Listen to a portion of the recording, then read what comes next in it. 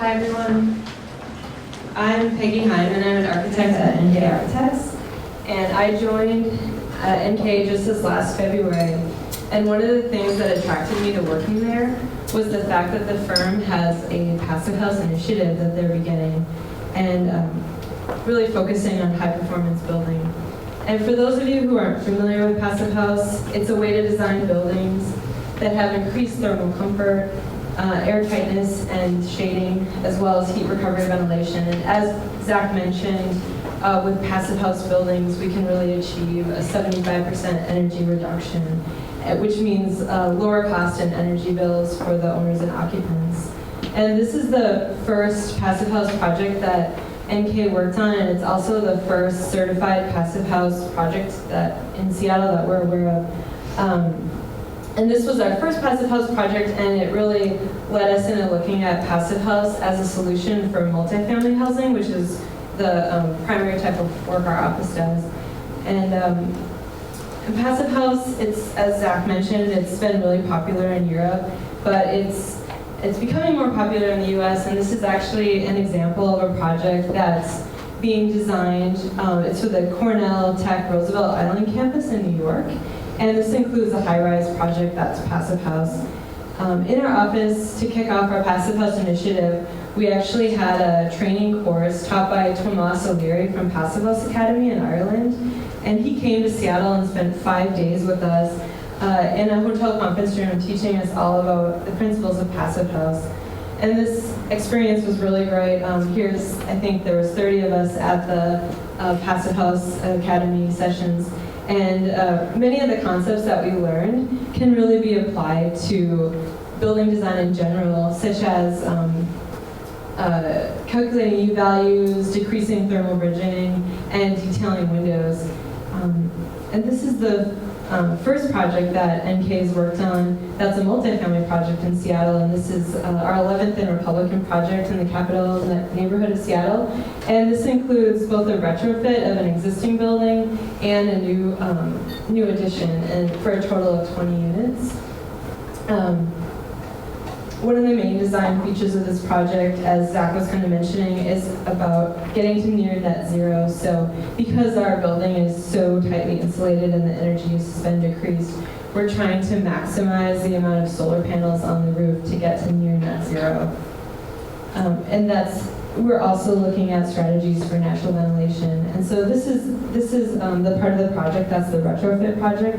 And there's a lot of different ways you can retrofit a building. And for this project, we decided to keep the interior intact and go at it from the exterior. So removing the siding and adding insulation from the outside and replacing the windows with triple pane windows. It's currently a 100-year-old house with like single pane windows and hardly any insulation.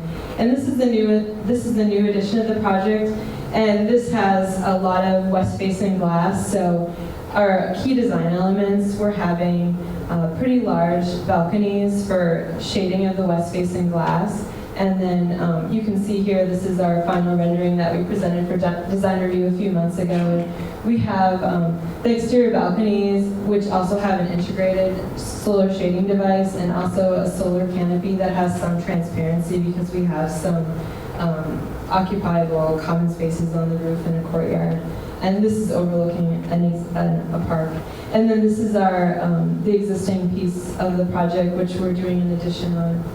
And this is providing 20 units of housing. It's a variety of one-bedroom, studio, and also a few family-sized units. So it's really targeting a variety of people. And this is owned by the founders of NK, so it's an R&D project for us. And then the next project that we started in our office is the Hudson project in Columbia City, which just was submitted for building permit. And this is a 32-unit apartment building. And also similar to the last project, some of the really key elements of the project are we have a lot of west-facing glass, so having sliding solar shades.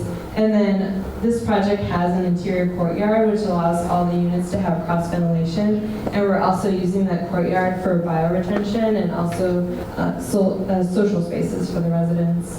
And then we're growing in size as we go. So we're also working on this 60-unit passive house project in the Uptown Queen Anne neighborhood of Seattle. And we've really learned from the Hudson project a lot of strategies about cross-ventilation and using HRVs. And so we've used a lot of those strategies just on a much bigger scale. And when we were working on the design of this, we were looking at the neighborhood, which has a lot of mid-century buildings that have really interesting sun shading devices. So we were looking at massing strategies very early on in the project that incorporate this mid-century modern idea with the shading of the building. And this project is still in kind of an earlier design phase. And then we also have a Pittsburgh office.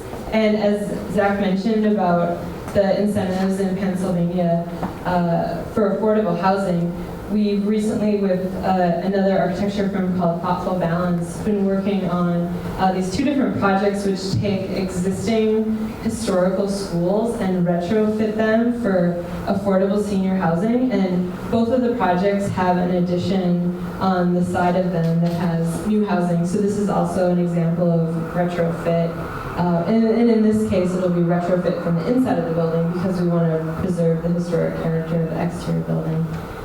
So in summary, and also I forgot one last project, and also in Pittsburgh, we're working on a public library. So not only can passive house be used for single family, multifamily of various scales, but we also want to use it for public buildings and commercial buildings, and we're really hoping that we're becoming the leaders in passive house and keep working on more variety of projects.